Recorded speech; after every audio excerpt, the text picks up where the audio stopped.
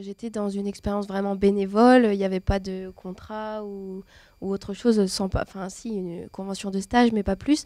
Donc oui, c'était à mes frais, tout ça. Mais donc, accompagnée par la mission locale aussi, j'ai cherché à trouver des subventions, parce que c'est vrai que, bon, ben, voilà.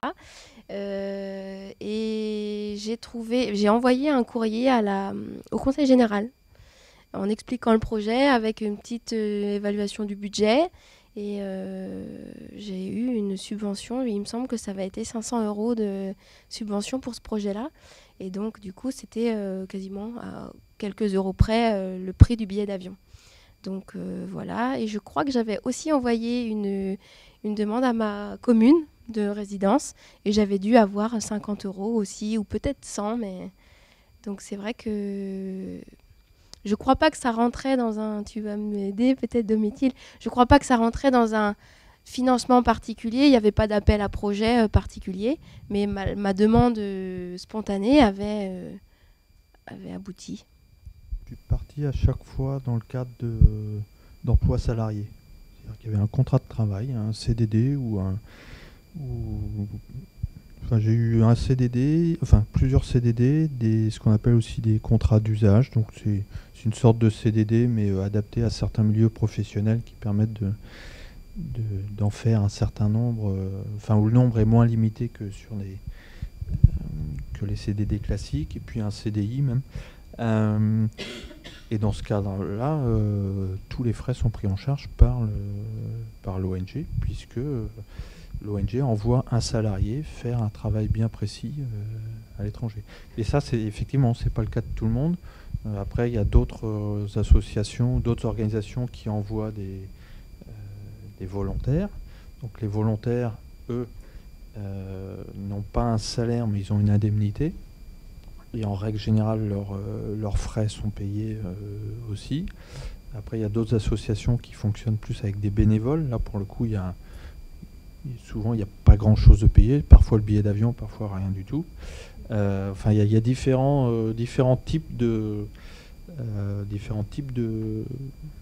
d'engagement. Enfin, administrativement, il y a différents types d'engagement.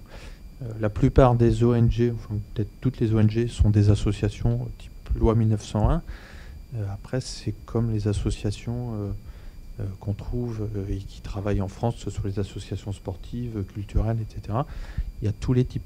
Il y a des types, des associations très petites, d'autres très grandes, certaines très structurées, d'autres moins structurées, certaines qui ont des salariés, d'autres qui n'en ont pas. Donc c'est très variable, en tout cas sur les statuts pour partir à l'étranger, quoi.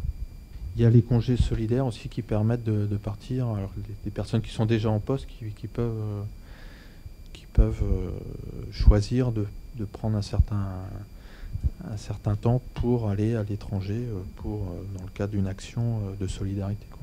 Comme on disait au départ, hein, pour certaines organisations et suivant le statut où vous partez, c'est vous qui allez payer pour travailler. Et puis il y a d'autres organisations, je dirais les grosses organisations françaises.